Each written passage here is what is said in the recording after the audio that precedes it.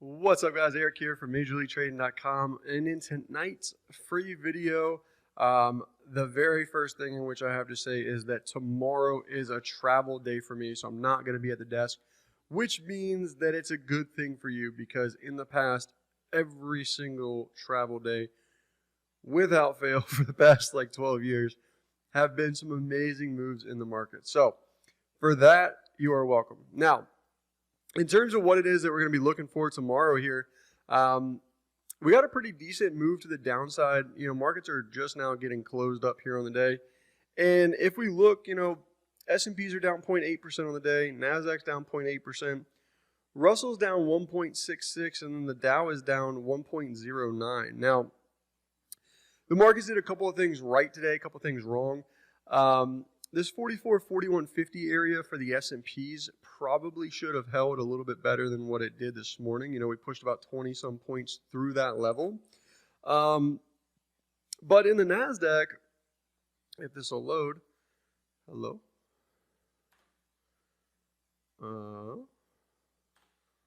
There we go.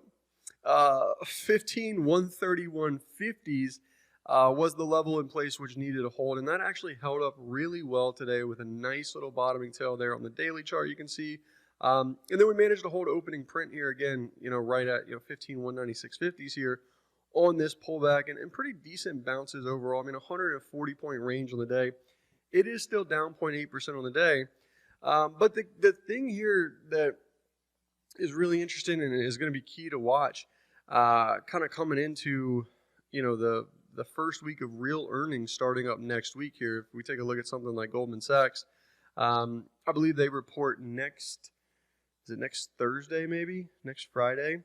For a bunch of the bank names here. So looks like they report on the 19th of July. So we've got starting up, what is that, next week, we've got a bunch of the bank names. The following week, we've got Netflix, Alcoa, Goldman Sachs. I think JP Morgan, a couple of those other ones are here a little bit prior to that, if it'll show me. There we go, 7/14. So actually next Friday before market. So it's kind of a weird. I thought normally we would, want to see those on Thursday after the bell.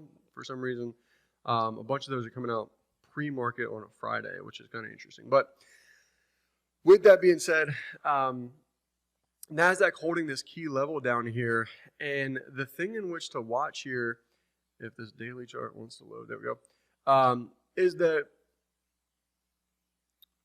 I'm struggling, there we go, is that if we can continue to hold this level into tomorrow, I think there's more potential room to the upside. Now, the kicker to that, and I talked about this last night on my Threads, which is a new platform here by Meta, which we're going to take a look at in just a second. It's kind of like a Twitter, almost exactly like a Twitter, if I'm being honest.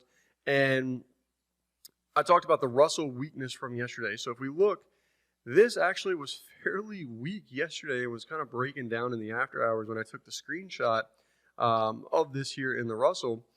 And we ended up getting absolutely rejected again today from here. And this is looking really, really, really bad for the Russell here. So I think there's the potential for some further rate hikes here, and we can see that in the bond market. Bonds actually had a really nice move, if this will load, to the downside yesterday and today. On the backs of NASDAQ actually trying to rally yesterday and then coming back and finding some support from today. So we do have a little bit of a mixed bag between those two, but I do think short term coming into the beginning of next week, I do think we try and get a little bit of a bounce here out of the NASDAQ. We'll see what the Russell and the bonds want to do. And one of my favorite charts at the moment, a couple of favorite charts at the moment in which to play this with, is potentially CRM. So CRM, this needs to get back up over 212.33. As you can see, we kind of traded right up into it, basically ticked it this morning. We traded a high of 212.50s. So we need to get back up through that, kind of a racist red bar here on the daily chart. And then I think that has some room to move higher.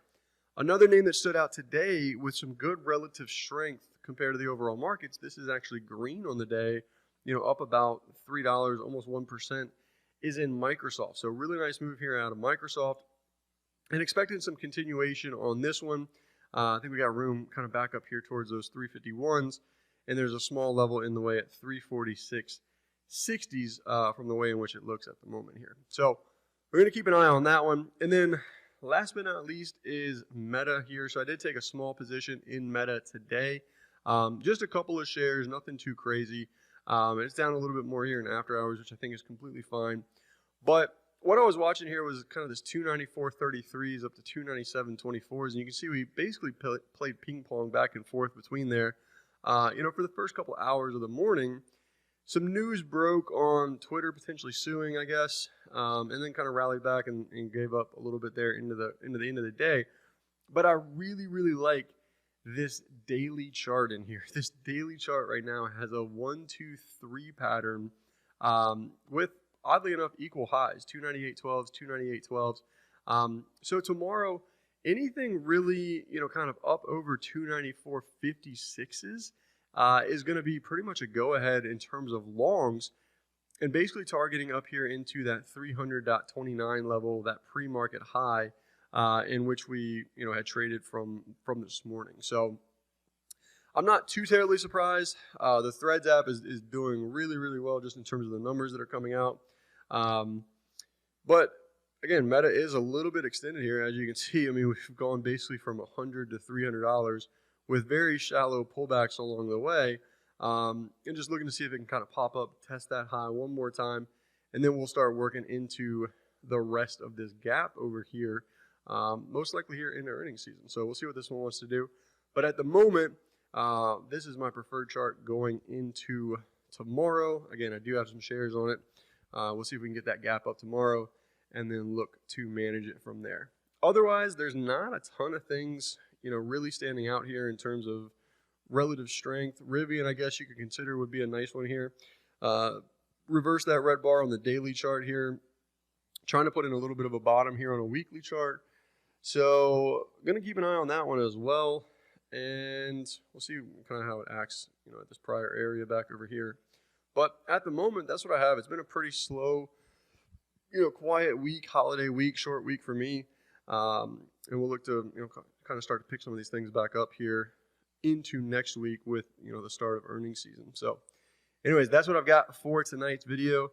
Take care. Hope it helps. And I will see you guys on the next one. Peace.